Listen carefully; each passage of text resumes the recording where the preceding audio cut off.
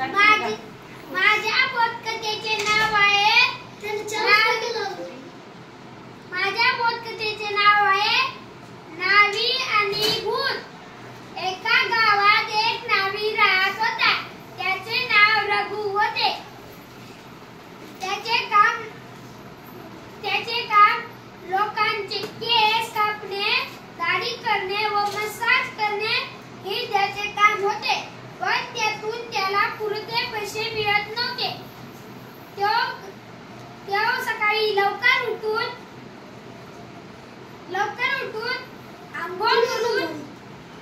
आंघोळ करून देवपूजा करत मग न्याहारी करत असत। न्याहारी झाल्यानंतर तो त्याचे सारे अस्त्र एका पोटलीत टाकत असत। उदाहरणार्थ आरसा, अस्त्र, कंगवा, वस्त्र,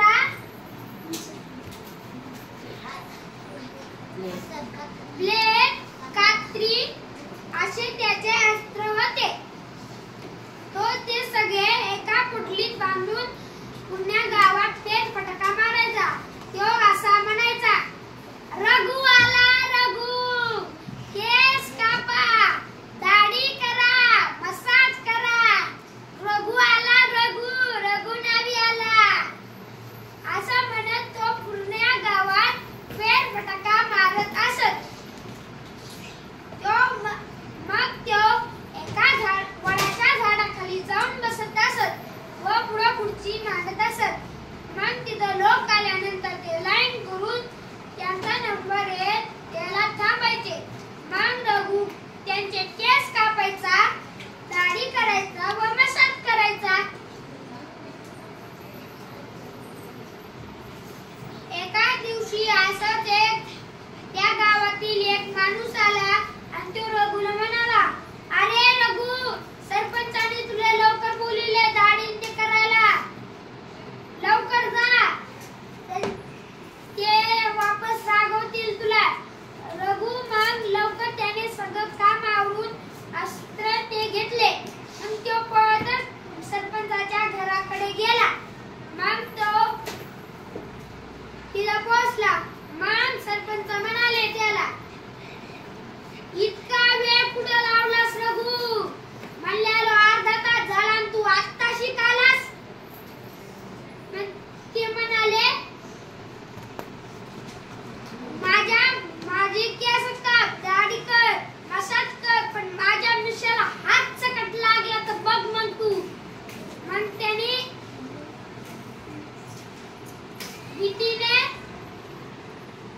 केस कापायला सुरुवात केली। केस कापायचे झाले, मग त्याने दाढी करायला सुरुवात केली। एक मच्छर त्याच्या कानाजवळ येऊन घुंगुम करीत होता। तो त्याच्या कानावर बसून त्याने एक चाव घेतला। रघु आ करत त्याच्याकडून चुकीने सरपंचाची डायरेक्ट अर्धीच मिशी कापली। मग सरपंचाने आशेत बघलं। सरपंच मला रघु, तुला म्हणलं होतं माझ्या मिशीला हात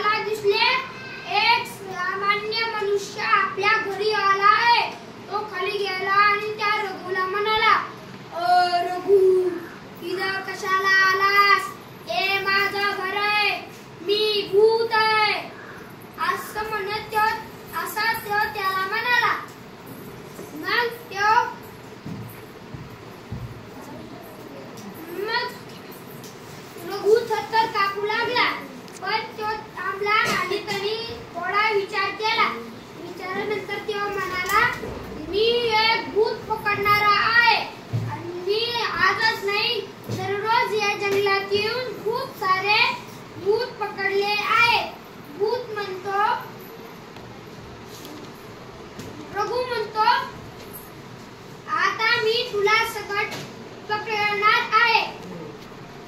मग भूत म्हणतो, ओय रघु, तू काय मला गाढव समजलंय का? मी भूत आहे, तू मला कैद करू शकत नाही. वापस रघु म्हणाला, असं नाही तर माझ्या पोटलीत झाकून बघ, मग तुला दिसेल मी किती भूत कैद करून ठेवले आहे. मग भूताने त्याच्या पोटलीत डोकावून बघितले. मग त्याला त्या फुटलेल्या काचामध्ये त्याचे प्रतिबिंब दिसले आणि तो मनातून एकदम भीतीने थरथर कापू लागला. आणि तो वर बघितला, तो थरथर कापत रघुला म्हणाला, सरकार, मला सोडून द्या ना. तुमची जी इच्छा आहे मी ती पूर्ण करीन, पण मला सोडून द्या. मला सुखीपणे जीवन जगायचे आहे आणि मुक्तपणे जीवन जगायचे आहे. मला कृपया सोडून द्या. मग रघु म्हणाला, माझी एक इच्छा आहे जी की तुला ती पूर्ण करायला लागेल. मग रघु त्याला म्हणाला,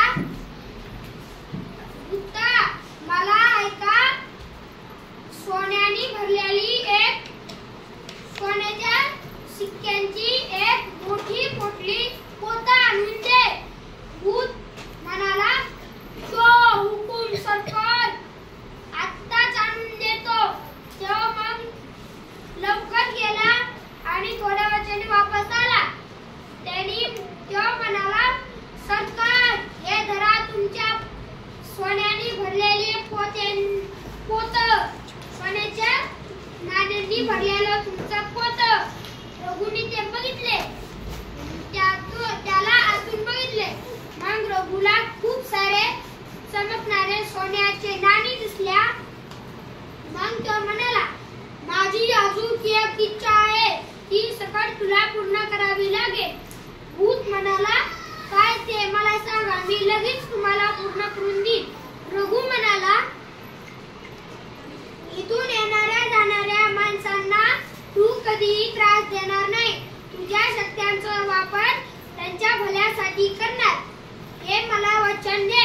भूत म्हणाला, हो, मी माझ्या शक्त्यांचा लोकांना त्रास देण्यासाठी उपयोग करणार नाही व त्यांना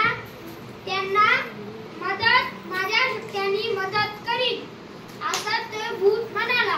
मग रघु म्हणाला, देतो तुला सोडून, पण पुन्हा कवर तसं केलंस ना तर मी तुला वापस पकडायला येईन या जंगलात. तसं म्हणत तो घरी गेला आणि त्याला वाटले आता सकाळ होत आली आहे, सरपंचाचा राग बी कमी झाला असेल. मग तो घरी गेला. मग त्याने काही दिवसानंतर एक त्या सोन्याच्या नाणीचे खूप मोठे भारी घर बांधले. ते घर पाहून सरपंच तिथं आले आणि ते म्हणाले, ओय रघु, इतके सारे पैसे कुठून आणले तू, मला सांग. रघु म्हणाला, कुठून नाही, हे मी माझ्या मेहनतीने कमविलेले पैसे आहेत, असं म्हणून असं सरपंचाला म्हणाला. सरपंच मग वाकडं तोंड करून घरी गेला. मग तो त्याच्या पोरासोबत व पत्नीसोबत सुखी जीवन जगू लागला. माझ्या बोधकथेचे तात्पर्य, शक्तीपेक्षा युक्ती श्रेष्ठ असते, किंवा आपण कितीही संकटात असलो तर त्यातून सुटका होण्याचा प्रयत्न केला पाहिजे.